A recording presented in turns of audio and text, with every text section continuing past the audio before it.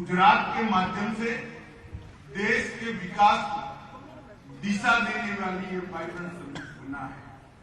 2 दशक पहले जब मोदी जी ने इसकी परिकल्पना पहली बार मंत्रिमंडल के सामने रखी, उसके पहले गुजरात में इन्वेस्टमेंट समिट होती थी, मगर एक हॉल के अंदर होती थी, और इसके पूरे स्वरूप अपनी कल्पना से मोदी जी ने बदला, और आज इसका नतीजा हम सबके सामने है। ढेर सारी चीजों में गुणात्मक परिवर्तन आया। मित्रों, आज ये समापन नहीं है, एक प्रकार से 10वीं वाइब्रेंट समिट का समापन है, परंतु अमृत काल के संकल्प को सार्थक करने वाले एक संकल्प से सिद्धि के मार्ग का प्रशस्तीकरण भी।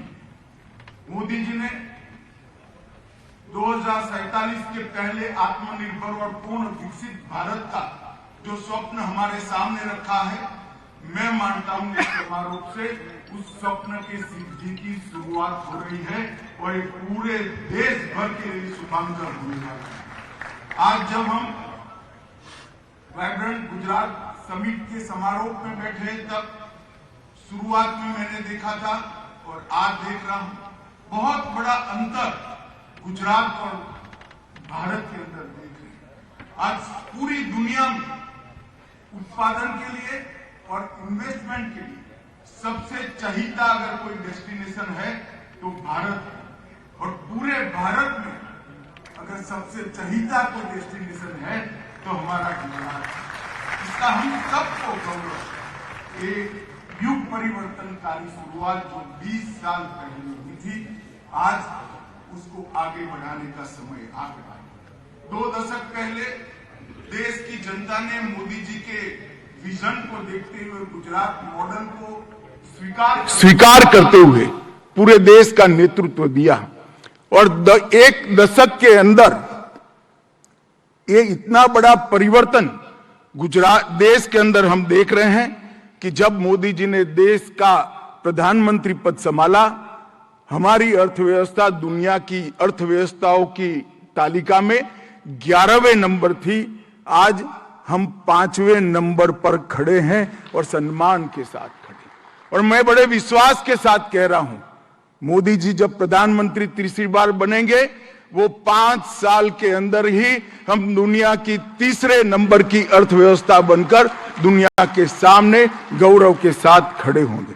मोदी जी की 3री टर्म में ही हम देख पाएंगे कि दुनिया की 3रे नंबर की अर्थव्यवस्था देखते देखते भारत 15 साल के कालखंड के अंदर बन गया। अभी अभी G20 में भारत की अध्यक्षता में one earth, one family, one future के नारे को पूरी दुनिया ने न केवल सहारा आत्मसात कर यहां से गए। वेदों का, उपनिषदों का, वसुधैव कुटुंबकम का ये श्लोक आज पूरी दुनिया के लिए गाइड करने वाला एक मंत्र बना है। ये हर भारतीय के लिए गौरव का विषय है। मित्रों, आज भारत विश्व मित्र बनकर उभरा है। आज एक प्रकार से देखें तो 12 जनवरी है, विवेकानंद जयंती है, और विवेकानंद ही थे जिन्होंने कई सदियों से विदेशी आक्रमण से क्षत विक्षत हुए भारत के आत्मविश्वास को बल दिया था, युवाओं में आत्मविश्वास भरा था, और उसी की नींव पर आज महान भारत की रचना होने जा रही है।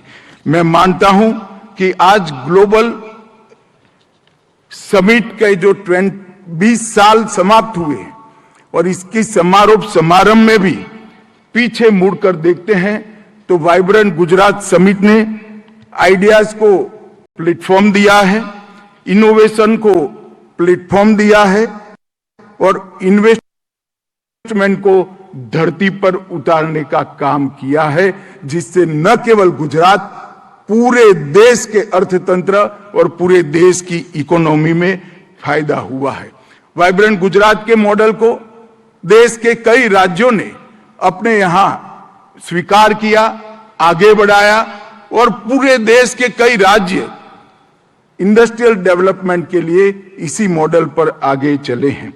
और आज मैं इतना कहना चाहता हूं कि गुजरात आगे की देखकर आगे बढ़ रहा है और मुझे विश्वास है जिस प्रकार से वाइब्रेंट गुजरात समिट का आयोजन भूपेंद्र भाई के नेतृत्व में हुआ और ढेर सारा एमओयू ही नहीं, मैं सबको मिला हूं दिल्ली में, जिस प्रकार की प्रशंसा इस समिट की हुई है, मैं भूपेंद्र भाई और उनकी टीम को हृदय से ढेर सारी शुभकामनाएं भी देता हूं और अभिनंदन भी देना चाहता हूं। मित्रों, आज पूरे देश का विश्वास बना है विकसित भारत का गेटवे हमारे गुजरात से होकर ही गुजर रहा है, गुजरात से होकर ही जाता है और ये विश्वास को बनाए रखने की हमारी जिम्मेदारी है। इस वाइब्रेंट समिट को देखें तो 4 हेड ऑफ स्टेट, 30 से अधिक देशों के मिनिस्टरियल डेलीगेशन और 100 से ज्यादा देशों के प्रतिनिधि मंडल ने हिस्सा लिया है। लगभग 16 राज्यों के लोग यहां पर आए हैं और इन्वेस्टमेंट के लिए अपनी मंशा जाहिर की है। आज ये 20 साल के कालखंड में देखें तो 2007 में मोदी जी ने जिसको शुरू किया था, गिफ्ट सिटी की कल्पना आज धरती पर उतरकर वास्तविकता बन चुकी है। धोलेरा स्पेशल इन्वेस्टमेंट रीजन जब इसकी कल्पना रखी तब जैसे रूपाला जी ने कहा ढेर सारे लोग मखौल उड़ाते थे, आज धोलेरा सर वास्तविकता बनकर हमारे सामने है। मांडल बेचराजी में सबसे बड़ा ऑटोमोबाइल हब बन चुका है। दहेज में रसायन और पेट्रोकेमिकल के मैन्युफैक्चरिंग के लिए भारत का पहला निवेश क्षेत्र बन चुका है। इसके साथ ही पीएम मित्र पार्क, मेगा फूड पार्क सूरत और महसाणा में, भरूच में बल्क ड्रग पार्क, राजकोट में मेडिकल डिवाइस का पार्क, वडोदरा में बायोटेक्नोलॉजी पार्क, राजकोट और बनासकांठा में एग्रो पार्क और वलसाड में सी फूड पार्क ने गुजरात के अंदर निवेश की सारी संभावनाओं को इंडस्ट्रियलिस्टों के सामने, उद्योग जगत के सामने रखा है। और मुझे विश्वास है जिस प्रकार का पॉलिसी ड्रिवन स्टेट का कल्चर मोदी जी बनाकर गए हैं और भूपेंद्र भाई इसको आगे बढ़ा रहे हैं, दुनिया भर के निवेशक निवेश करने के लिए गुजरात और भारत को पसंद करेंगे और ये सारे इंफ्रास्ट्रक्चर का मैक्सिमम उपयोग भारत को आगे बढ़ाने में होगा। मित्रों, मोदी जी ने कई सारे स्ट्रक्चरल रिफॉर्म किए हैं। भारत में एक नई शुरुआत स्ट्रक्चरल रिफॉर्म्स के माध्यम से हुई। मैं पास्ट की बात करना नहीं चाहता, परंतु आज मैं इतना जरूर कह सकता हूं, इन रिफॉर्म से ही आज हम परफॉर्म कर रहे हैं और भारत की इकोनॉमी ट्रांसफॉर्म कर रही है। ये रिफॉर्म हमारे ट्रांसफॉर्मेशन का बेस बना है। Self confident, self reliant Bharat की कल्पना जो मोदी जी ने हमारे सामने रखी है, इसको हम सिद्ध करेंगे। 10 साल के पहले फ्रेगाइल 5 इकोनॉमी में हम गिने जाते थे, अब टॉप 5 इकोनॉमी में हमारा स्थान आ चुका है। वैश्विक मानचित्र पर हमें डार्क स्पॉट माना जाता था, आज वाइब्रेंट स्पॉट माना जाता है। और एक साइलेंट प्रधानमंत्री से विजनरी और वाइब्रेंट प्रधानमंत्री तक की यात्रा ये 10 साल में देश ने पूरी की है। पिछले 9 साल के अंदर मोदी जी के नेतृत्व में राजनीतिक स्थिरता, भ्रष्टाचार मुक्त शासन, जन कल्याण की नीतियां, इन्वेस्टमेंट फ्रेंडली एजेंडा और शांतिपूर्ण माहौल देश के अंदर दिया है, जिसने देश की इकोनॉमी को गति देने का काम किया है। 25 से ज्यादा नीतियां हमारे अर्थतंत्र को गति देने के लिए बनाई गई।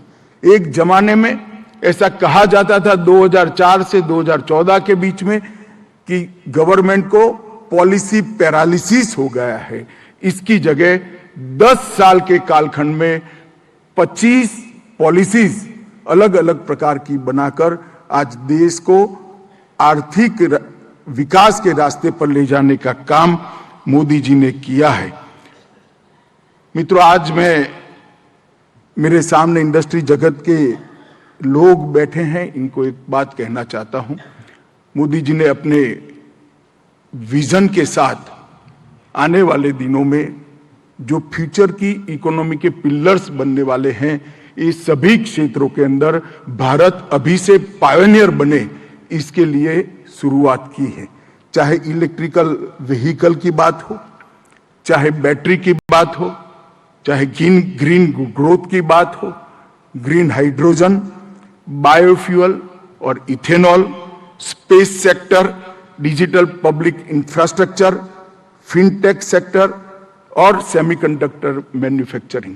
ढेर सारी आने वाले दिनों में जो इंडस्ट्री दुनिया की इकोनॉमी को ड्राइव करने वाली है, भारत आज इसमें पायनियर बनकर उभर रहा है। और मैं आपको विश्वास दिलाना चाहता हूं, भूपेंद्र भाई के नेतृत्व में, मोदी जी के मार्गदर्शन में गुजरात ने भारत सरकार की ये सभी पॉलिसी को जमीन पर उतारने का एक बहुत अच्छा माहौल बनाया है, जिसका देश और गुजरात दोनों को फायदा होने वाला है। मित्रों, मैं आज अभी मनोज सिन्हा जी ने नई एजुकेशन पॉलिसी की बात करी थी।